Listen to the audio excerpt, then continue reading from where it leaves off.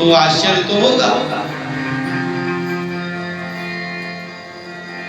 बोले कि आपका परिचय? बोले याद करिए, एक राजा आए थे स्वयंभू मनु जी, जिन्होंने अपनी पुत्री आपको दिया था। बोले हाँ हाँ याद आ रहा है, हाँ हाँ याद आ रहा है। अच्छा तुम देवहूति हो क्या?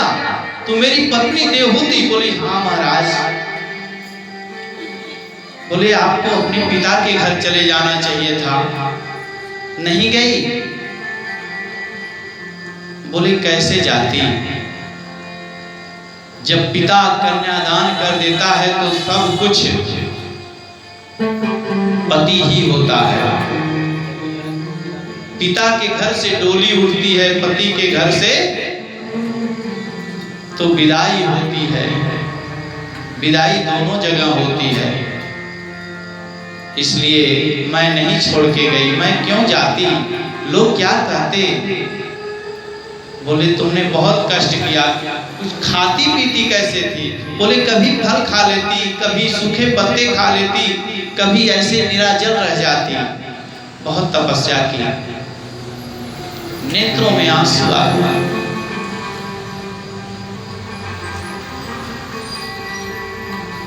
बोले कि इतने अच्छे कुल खानदान के राजा के घर की पुत्री, मैंने तुमको कौन सा सुख दिया?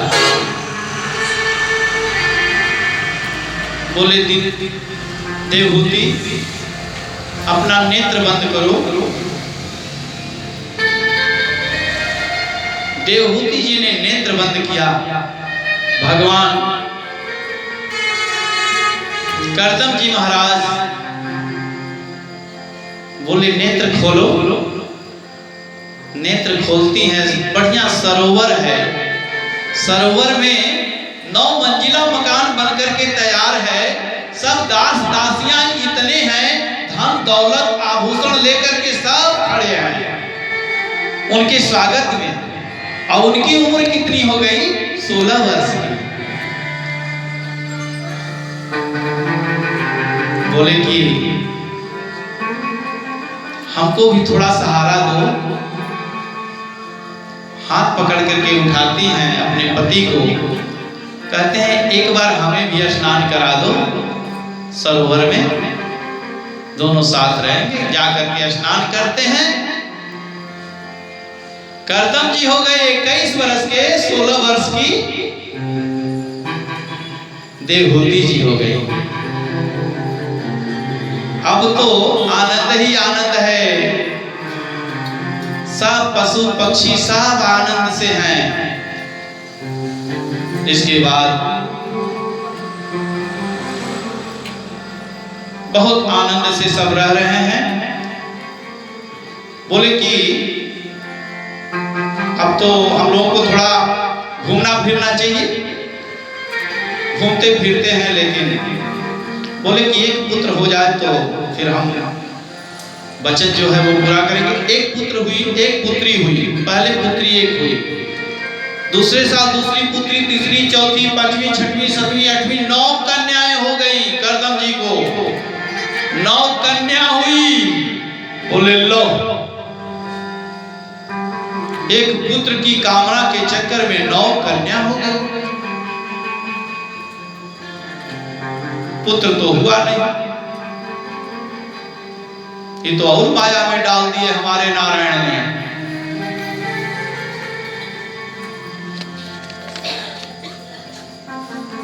देवहूति जी की 9 कन्याएं।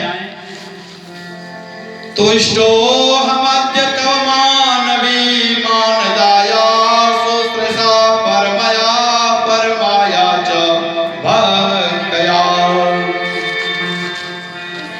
9 कन्याओं का जन्म हुआ। पहली कन्या का नाम कला, दूसरी का अनुसुईया, तीसरी का श्रद्धा, चौथी का अभिभू, गति, क्रिया, ख्याति, अरुंधति और शांति। ये 9 कन्याएं हैं।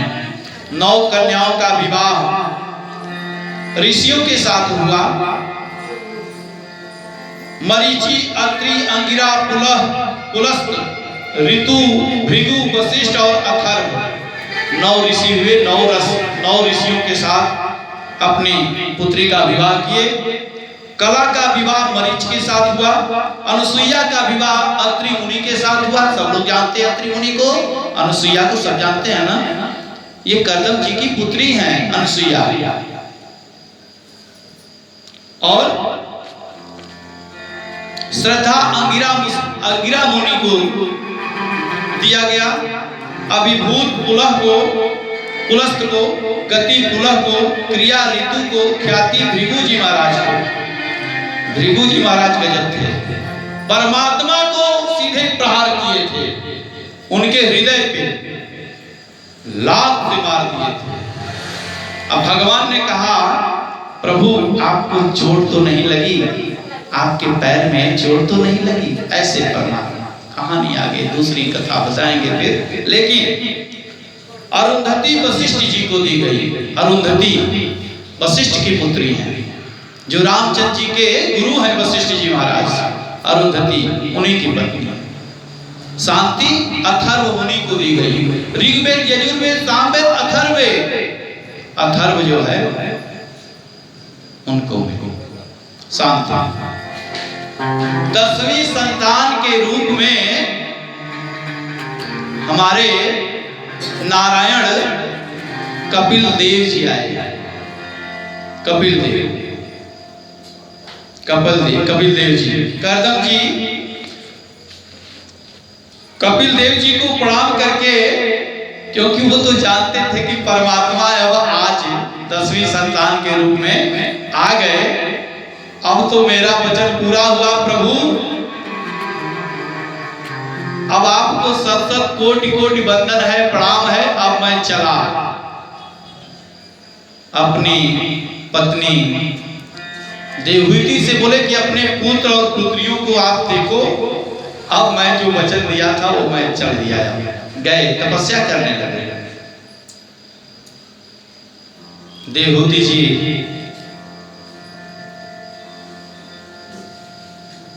अपने पुत्र को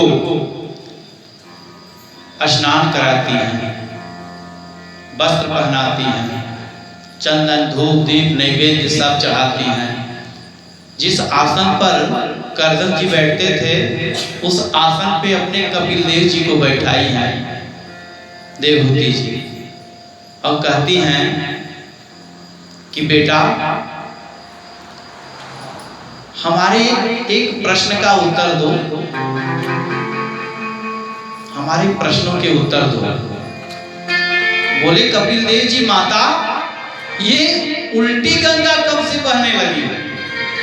माता शिक्षा देती है पुत्र को, पुत्र थोड़ो माता को कुछ बताता है।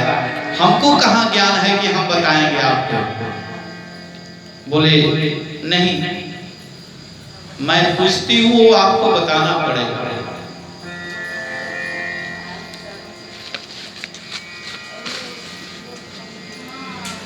निर्वर्य नितराम गोमनस्य इंद्रियाम तर्षणाता एन संभाव्यमानेन नम्रपन्नादनं तमं प्रभो। प्रथम प्रश्न की है, इंद्रियों को वश में कैसे करें? अपने पुत्र से कपिल देव जी से पूछती है, इंद्रियों को वश में कैसे करें? दूसरा, मन का शरीर का आत्मा का बंधन है, किसका बंधन है? मन का बंधन है कि आत्मा का बंधन है कि शरीर का बंधन है? इंद्रियों को वश में कैसे करें?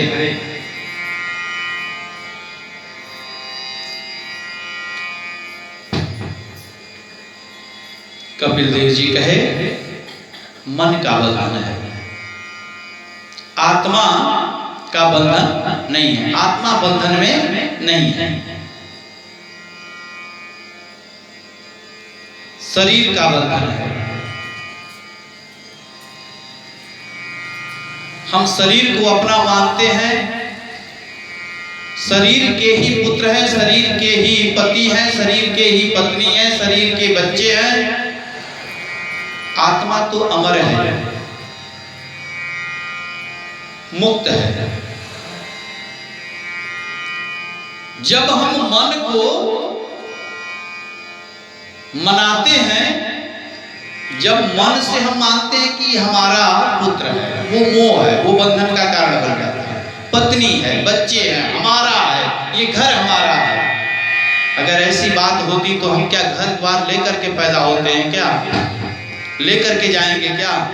सब यही रह जाता है। आत्मा का बंधन नहीं होता माता। जैसे इस शरीर को हम लोग स्नान ध्यान करते हैं, वस्त्र पहनते हैं, फिर दूसरे दिन स्नान करते हैं तो पहला वस्त्र उतार कर रख के दूसरा वाला नया वाला बढ़िया प्रेस किया हुआ पहन लेते हैं। ऐसे ही ये शरीर को छोड़ करके आत्मा दूसरे शरीर में प्रवेश करती है, तब हम 100 के रूप में परिवर्तित हो जाते हैं। आत्मा कभी नहीं मरती।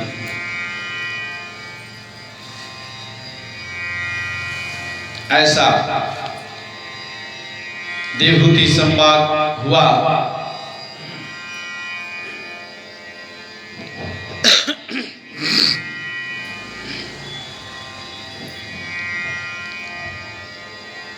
जब तक जानेंगे नहीं तब तक मन मानेगा नहीं। जब तक जानेंगे नहीं तब तक मन मानने वाला नहीं है।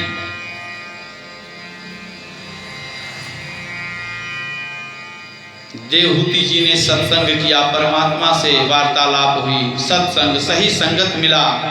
प्रभु के लीलाओं का रसास्वादन करना चाहिए हर किसी को, क्योंकि बिनु सत्संग विवेक न होई।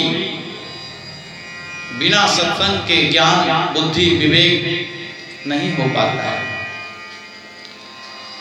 जाने बिन न होई परतीति, जाने बिन नहीं हो परतीति, जाने बिनु नहीं हो परतीति, बिन परतीति होय नहीं प्रीति।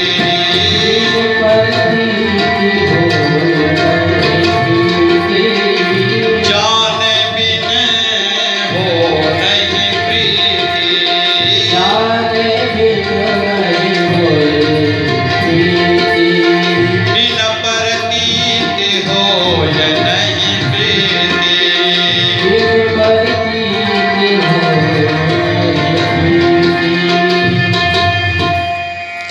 जो सत्य का संग करे उसी का नाम सत्संग है। जो सच्ची परमात्मा को प्राप्त कर ले, ईश्वर को जान ले, तब प्रेम बढ़ जाता है। सत्य माने अविनाशी, जो कभी नष्ट ही नहीं होता।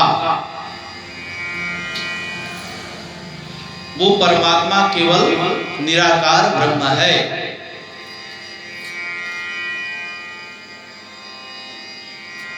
परमात्मा मूर्ति नहीं है।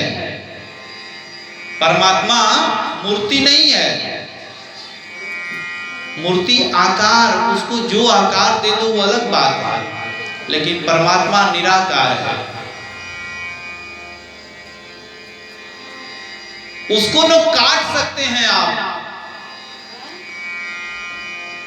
न वो जल में भीग सकता है, न अग्नि में जल सकता है, न उसे हवा उड़ा पाती है।